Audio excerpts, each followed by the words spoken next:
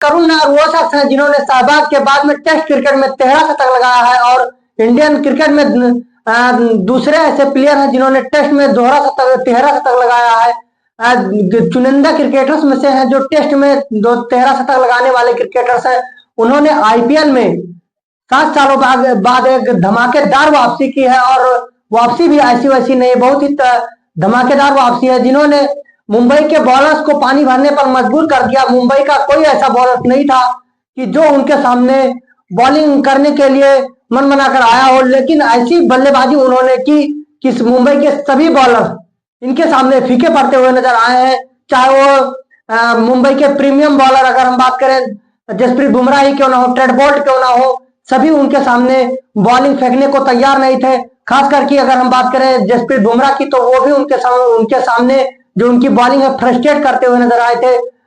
थोड़ा सा धक्का उनको लगा था, लेकिन ये जो करुण नायर की वापसी है, जो क्रिकेट को जानने वाले हैं, करुण नायर को जानने वाले हैं, उनके लिए तो ये भाई एक खुश क्या कहते हैं कि एक अचीव मूवमेंट है, क्योंकि करुण नायर को टेस्ट क्रिकेट से निकाला गया 13 शतक मारने के बाद में, इंटरनेशनल क्रिकेट से निकाला गया, फिर रणजी ट्रॉफी से भी निकाला गया, उनको T20 से भी निकाला गया, फिर उसके बाद में अगर हम बात करें तो आईपीएल से भी निकाल दिया गया था। लेकिन इन्होंने वापसी की है 2019 के बाद में इन्होंने वापसी की है और ये वापसी ऐसी नहीं है। उन्होंने 89 रनों की पारी खेली है 40 बॉलों में और ये पारी उनको तो जो उनके चाहने वाले उनके फैंस हैं उनके लिए बहुत अच्छी खबर है। भले ही दिल्ली इस मैच को ना जीती हो, लेकिन करुण नायर ने तो भाई दिल ही जीता है।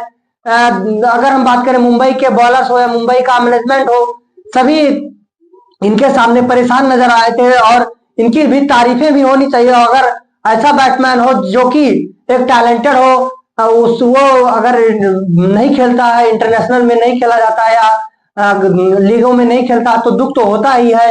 तो जो अगर हम बात करें करुण नायर की, तो उन्होंने आज ही इस परफॉर्मेंस से ये बता दिया है कि अगर आप इनको इंग्लैंड के दौरे पर ले जाएंगे तो ये हो सकता है कि एक तुर्क का इक्का साबित हो सकते हैं। और करुण नायर ऐसा प्लेयर है जिन्होंने रणजी ट्रॉफी में या डोमेस्टिक में खूब जमकर पसीना बहाया और ऐसा पसीना बहाया 2024 में, जबकि उन्होंने 2024 में रणजी ट्रॉफी खेली, उसमें उन्होंने 800 से ऊपर रन बनाए। फिर उसके बाद सैयद मुश्ताक अली ट्रॉफी में उन्होंने रन बनाए 779 रन बनाए। फिर उन्होंने काउंटी खेली, काउंटी में भी दबाकर रन बनाए हैं, तो आईपीएल में भी अच्छा किया है। तो अगर इंडियन क्रिकेट इनको नहीं अपने टीम में लेती है तो ये इंडियन क्रिकेट के लिए एक तरह से लॉस हो सकता है, क्योंकि इस खिलाड़ी को आप चाहे टेस्ट खिला लीजिए उसमें भी दबाकर रन बनाएगा, चाहे आप तो ओडीआई खिला लीजिए उसमें भी अच्छा परफॉर्म करके आपको देगा। T20 में तो जीता जाता प्रमाण है ही कि 40 में 89 रन बनाए हैं, 22 में शतक लगाया, 40 में 89 रनों की पारी खेली।